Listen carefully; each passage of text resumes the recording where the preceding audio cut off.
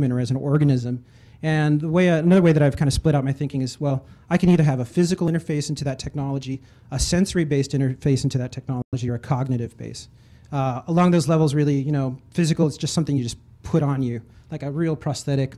There's some of you are probably going to get a penis implants later on when you get really old. Breast implants is some way to think about it. Sensory, that's really, how many of you wear contacts? LASIK surgery, hearing aids, we've already talked about that, and cognitive stuff. There's PTSD, rehab, transcranial, magnetic, oh God, I forgot the acronym. Anyways, lots of interesting technology there. Next one. So the next area of function change or integration is where we really start to enhance existing capabilities that we have. So this is moving beyond just getting back a functionality, beyond just having, oh, I want an arm or I want something, right? Now you're going to actually make whatever that thing is even better. You're going to have better eyesight. You're going to see farther. You're going to, be stronger with your arms, powered limbs. You'll have night vision.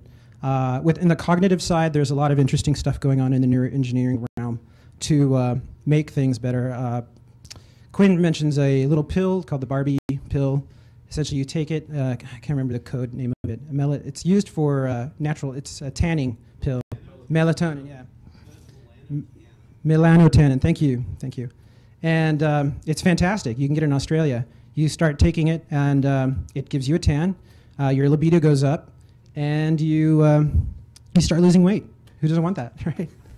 So, and that's one way. So the next area is augmentation, right? Where we're going to be adding something that we don't have.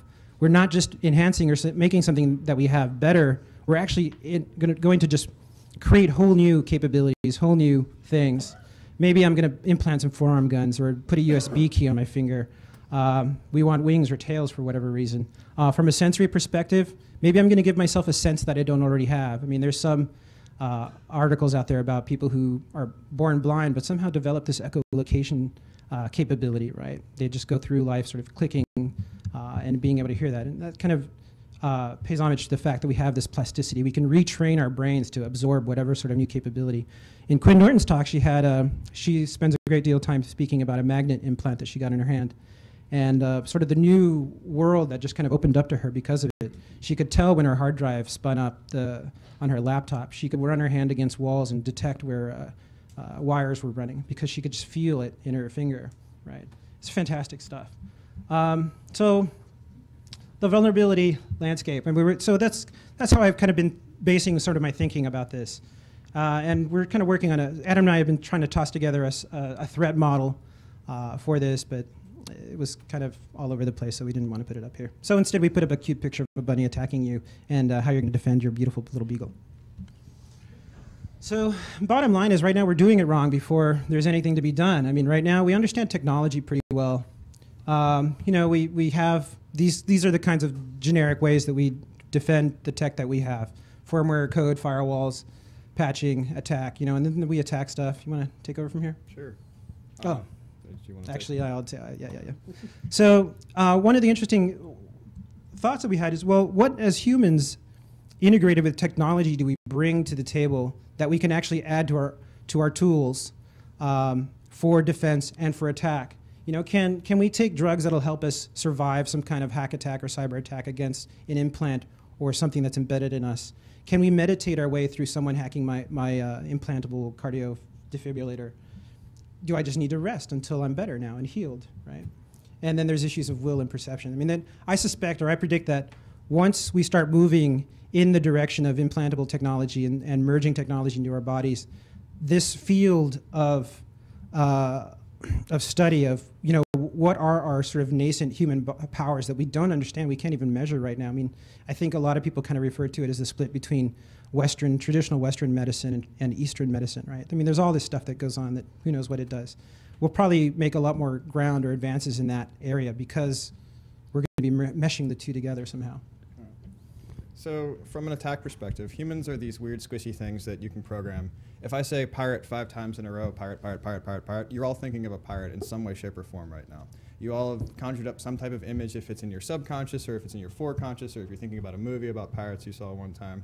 that image is there. And so how can we use the basically ability that the same marketers and advertisers use now for symbol recognition, as well as implanting an idea into one's head, or basically suggestion to have not only the human body breakdown, but the implants that are supposed to be helping that piece of the body break down. So if I run you past a whole bunch of ads about liver problems, you're eventually going to start feeling your liver feel weird. You're going to go, maybe my implant is acting up or something. So, I mean, we're looking at basically pounding screws into people's heads until we get something that not only starts triggering their body's reactions, but also the implant's reactions. And what can you do from cascading and chaining attacks from implants to other parts of the body? Can you start making particular parts of the body start to feel weird and move in different ways, which then will affect, an outcome of a different one? Yeah, what if Joe Grand or Bunny didn't care that, some microchip they wanted to look at was inside a person's body? They just wanted to still look at it. So we're going to go over some real-world examples. These are based in technologies that are available today, and some stuff that's basically on the horizon for tomorrow, and the things that we've done research into to finding, the next generation of all this technology is going to be put out. Can we do a time check? Does somebody know what time it is? Okay, thanks. Sure. So like we mentioned in this matrix that we put up earlier, right, the focus today is on restoral, right, restoral technologies and integration. We would kind of like, well, what are some scenarios that we can see today based on this? The fact that most of the implants and most of the cyborg engineering that's happening is really based in the medical commercial realm. And so one of the scenarios is that, well, what if I'm sitting in my help desk, or I'm just working at IT security at some big company, and I get this trouble ticket, and the CEO sends in a request saying, hey, the executive staff, we need to unblock the firewall to allow some remote medical monitoring equipment so that we can tell that the CEO's pacemaker is working properly. We want to enable some telemetry there. I'm not sure really. I mean, yeah, he's the CEO, so I'm probably going to go ahead and do that. But I think, it really depends on your policy. It really depends on a lot of things, right?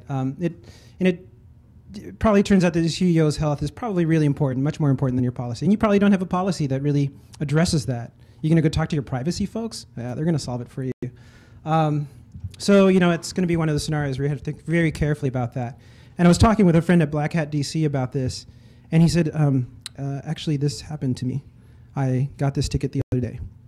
So this has already happened. Yeah. We're already modifying our infrastructure for this kind of stuff. So from an attacker perspective, we basically opened a direct hole to the CEO's laptop, as well as now know the channel that all of that medical information is being reported back. What if I decide that I want to sniff that information? Instead of doing something nefarious to the CEO, I just start charting his health and put up a page that has the stock price of the company next to each other, right? I mean, and at what point will shareholders start demanding that Jobs' liver implant is something that gets posted online so they can actually track health and CEOs? So we have a lot of interesting scenarios as a result of even the technology that's just available today. In development is a defibrillator iPhone app, which will monitor the status of said defibrillator. Don't know if this will have any control mechanism yet, but I love the idea of writing an iPhone app that detects that the defibrillator iPhone app is on there, and every time the microphone detects that you're near a Starbucks, it gives you a little jolt and wakes you up. I mean, so yeah. Yeah, it's pretty bad. Yeah, I was like, I wonder if, Apple must be allowing some remote monitoring of Steve Jobs' condition. I mean, come on. So, yeah. I'll go back to a second because I just want to cover the DBS stuff. I don't think we gave the numbers on that. When we were looking through the deep brain stimulator, we saw that basically 4-inch piece of metal stuck in someone's head. There's 60,000 people walking around with that in the U.S. 60,000 people with a deep brain stimulator. Basically, it's a piece of metal inside their head, little wire running down to their chest, remotely programmable. Actually, when in the literature that you get after you get the surgery, they hand you 2 magnets, and this is how you sort of control the device. Great. I'm sure it makes them feel better, but still, yeah. Tomorrow, I think the focus is going to be on enhancements, right? Right now, most of that, I don't know if I mentioned this before, but the segments that are probably going to be looking at this, right now all that research is in the medical realm. It's going to leave that, go more into the commercial realm, or probably head into the do-it-yourself realm. And in fact, we've seen some of this go into the do-it-yourself realm with magnet implants and various other things that people have done to their bodies in order to do it.